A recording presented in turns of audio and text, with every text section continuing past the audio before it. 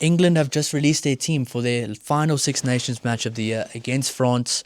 If you guys do want to wonder where I am right now, I am on a ski holiday, on a ski trip, so it is very difficult for me to fully focus right now, but we're going to get it done for this video. So getting into the team here.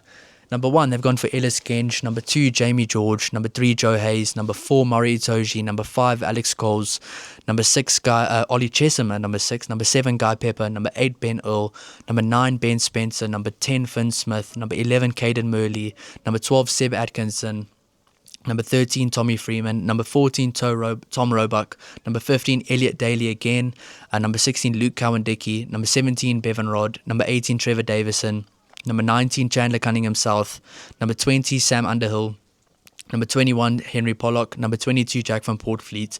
And number 23, Marcus Smith. So they haven't changed too much from last week. They actually haven't changed too much, which is quite interesting to me. I thought they would maybe, since every single week, this England team has had the tendency of changing every single thing they can in a team, week in, week out, if it doesn't work out for them. The only thing they've really kept consistent is the 2 props, to be honest, in the starting lineup and the bench. But I am glad that England is kind of keeping things a little bit similar. There is a few changes here. I mean, Jamie George starting again, it's good to see. Alex Coles getting a start, good to see, because he's a player I really rate so highly. Ollie Chessum in the number 6 jersey. Now, I do think it's probably not right putting in a guy from a lock to play number 6 when they have so many options, especially with all the options England do have. I thought a guy like Chandler Cunningham South would probably be the right guy for that role. But I think a guy like Ollie Chessum probably can add a lot of value right now. He's a good versatile player. He's good with ball carrying. He gets over the advantage line. He's good in the lineouts. He is a leader in this team as well. He's one of the better players. And to be honest, right now, England probably just want their best players in the field right now. They're going to have a big forward pack this game. I mean, Ellis Genge is huge. Joe Hayes is massive. Murray Itoje and Alex Coles are very physical. Ollie Chessum is a really physical guy as well. And a guy like Ben Earl really gets over the advantage line well. And having a guy like Guy Pepper at number 7, he can really slow down that opposition ball, get a bit of the scraps in the aerial battle. So I do like the look of this team. I do like the look of this back row as well. I mean, Ollie Chessum is a guy I've been rating highly for a very long time.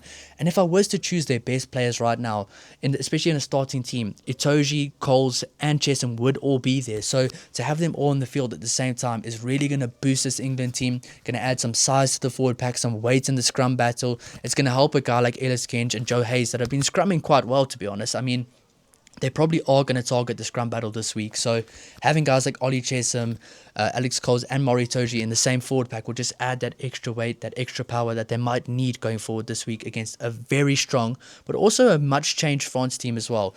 But before we do get more into the video, guys, if you do enjoy the content, please don't forget to like and subscribe. And I will be doing a preview tomorrow, kind of going over both teams, what style I think England might play, how I think England can maybe benefit from this game, especially from their selections, my predictions for the game, and also a bit of a combined team. If I was to put both teams together, what would my 23 be? Now that's going to be an interesting one tomorrow as well. But I mean, Ollie Chessum at number 6 is not something I'm actually disappointed to see. As a complete neutral, I think he can actually make a big impact. A guy like Guy Pepper maybe needs to put in a few more bigger performances. Honestly, as a neutral, hearing so much about Guy Pepper playing for Bath, I was expecting more from him in the Six Nations, but he is a good player. I have seen him before. Against Wales, he was good, but he hasn't been at his best since. But hopefully a forward back like this allows a guy like Guy Pepper to do what he does best. We know at number 8, Ben Earl is going to play at his best. He's always playing at his best. He's always playing at 100% for England. He's going to make a big impact. But moving on to the back line. They've kept the backline completely the same, which is an interesting selection, but Ben Spence is a very good player, probably the best 9 they have right now outside of Alex Smith, who is injured.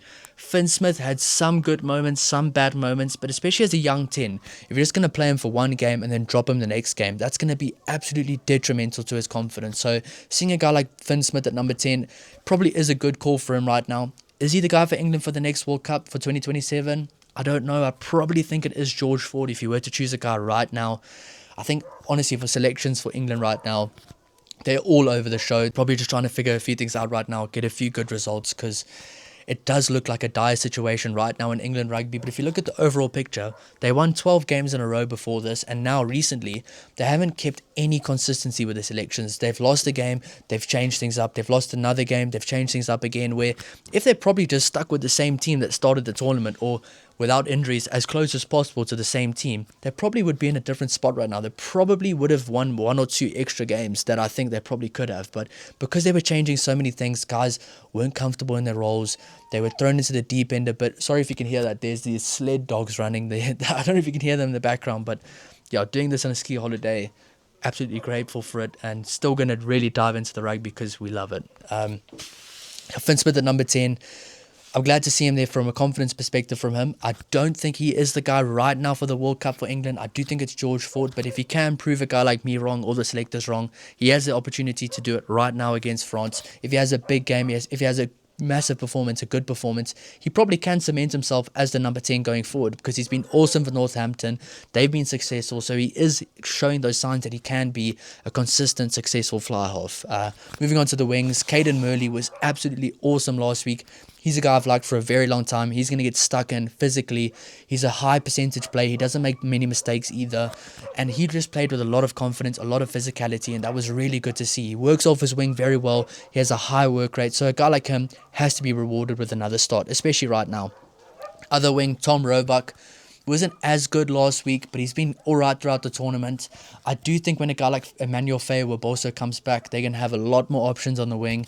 There's also guys like Ollie Lawrence injured right now, which is a bit of an issue for England with his injuries. So there's a lot of options, actually. There's a lot of injuries right now, and I don't think it's as bad for England right now as people maybe do think, especially with the injuries. But I do understand from a neutral perspective that looking at it right now, losing all these games in a row, it looks scary. It's like, what is happening to our team? It looks like they're never going to win again, but they will win again. This is a very good team with a lot of squad depth. There's just a lot of injuries right now. Guys playing out of position, guys playing in combinations they're not used to as well.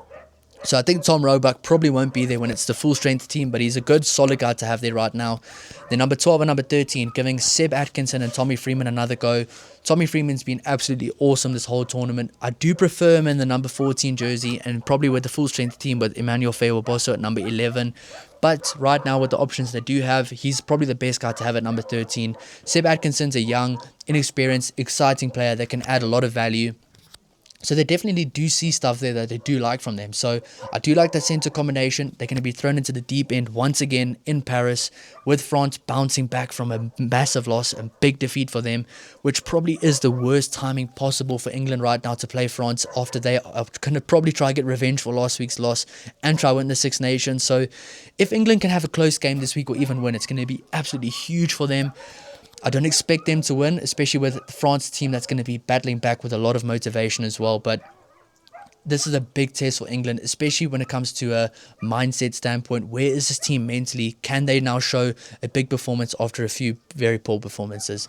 Number 15, Elliot Daly. Did not think I would see that name there. They obviously see something in training or see something there that we don't see normally, but he can be a very good player. Just honestly, last week was not at his best, and it's probably they're just keeping the whole backline consistent to try give them another go, which they haven't been doing recently. So if this backline does click, there might be a few things they see from some of these players that they can take forward to bring with some of their guys like Alex Mitchell or a George Ford if he does come back, or a Ollie Lawrence as well. I think right now as well, the centres for England, they need to figure out who is their best centres, especially when all healthy, because I'm pretty sure Ollie Lawrence will be there. Is it Ollie Lawrence at 12 with a Tommy Freeman? They haven't even given other guys like Max Ojomo a chance, so they need to figure out soon, before the next World Cup, who is their best centre pair, who is their best wings. So right now, a lot of questions that need to be answered for England that people were probably thinking were answered before the Six Nations, but have obviously now opened up a lot of questions with their recent performances. Looking at the bench, they've kept Luke Cowan-Decky, Bevan Rod and Trevor Davison the same. The scrums have not been a problem for England. To be honest, the scrums have actually been quite consistent and quite impressive. So keeping those guys in the front the same, they definitely deserve that opportunity. They've been good. Number 19, Chandler Cunningham South. He can play at lock. He can play at flank. Also, they have Alex Coles, Maury Itoje, and Ollie Chesham at the field. At least two of those guys will probably play 80 minutes. So if a guy like Ollie Chesham later in the game moves to lock or moves next to Alex Coles or Maury Itoje, they can make a lot of swaps there. So I'm pretty sure Chandler Cunningham South will probably come onto the loose forwards. If he does come on at lock, he'll be fine as well. He's a really good guy to have on the bench. He makes a big impact every time. He's physical. He's a good ball carrier. He's quite a skillful player as well. Then you have a guy like Sam Underhill, who I think is probably a starter. I don't really see him as a bench player. I see him fully just as a starter. I think he's one of those guys that plays better as a starter than he does as a bench player. But still, seeing Sam Underhill on the team is a very good selection because he is one of those consistent, hard-working guys that if there is an injury early, he will come on early. He's probably one of the most trustworthy guys as well. He's a tackling machine, and you probably need a guy like him to come on alongside a younger, more inexperienced duo like Chandler Cunningham himself and Henry Pollock at the end of the game.